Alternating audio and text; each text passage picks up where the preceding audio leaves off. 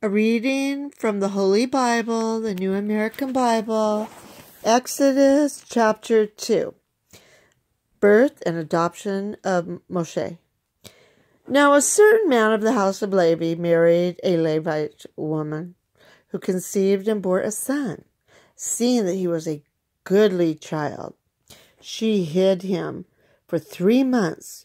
When she could hide him no longer, she took a papyrus basket, daubed it with bitumen and pitch, and putting the child in it, placed it among the reeds on the river bank. His sister stationed herself at a distance to find out what would happen to him. Pharaoh's daughter came down to the river to bathe, while her maids walked along the river bank. Noticing the basket among the reeds, she sent her handmaid to fetch it. On opening it, she looked, and lo, there was a baby boy crying. She was moved with pity for him and said, "It is one of the Hebrews' children." Then his sister asked Pharaoh's daughter, "Shall I go and call one of the Hebrew nurses to nurse the child for you?"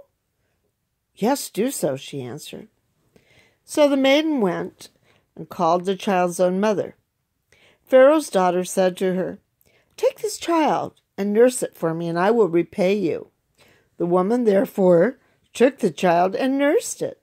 When the child grew, she brought him to Pharaoh's daughter, who adopted him as her son and called him Moshe, for she said, "I drew him out of the water." Moses' flight to Midian. On one occasion, after Moshe had grown up, when he visited his kinsmen and witnessed their forced labor, he saw an Egyptian striking a Hebrew, one of his own kinsmen. Looking about and seeing no one, he slew the Egyptian and hid him in the sand. The next day he went out again, and now 2 Hebrews were fighting. So he asked the culprit, "Why are you striking your fellow Hebrew?" But he replied, "Who has appointed you ruler and judge over us? Are you thinking of killing me as you killed the Egyptian?" Then Moshe became afraid and thought, the affair must certainly be known. Pharaoh too heard of the affair and sought to put him to death, but Moshe fled and stayed in the land of Midian. As he was seated there by a well, 7 daughters of a priest of Midian came to draw water and fill the troughs to water their father's flock. But some shepherds came and drove them away. Then Moshe got up and defended them and watered their flock. When they returned to their father Reuel, he said to them, "How is it you have returned so soon today?" They answered, "An Egyptian saved us from the interference of the shepherds. He even drew water for us and watered the flock. Where is the man?" he asked his daughters. "Why do you leave him there?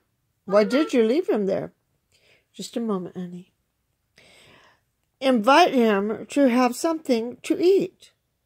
Moshe agreed to live with him, and the man gave him his daughter Zipporah in marriage. She bore him a son, whom he named Gershom, for he said, "I am a stranger in a foreign land." The burning bush. A long time passed during which the king of Egypt died. Still the Israelites groaned and cried out because of their slavery. As their cry for release went up to God, he heard their groaning and was mindful of his covenant with Abraham, Isaac, and Jacob. He saw the Israelites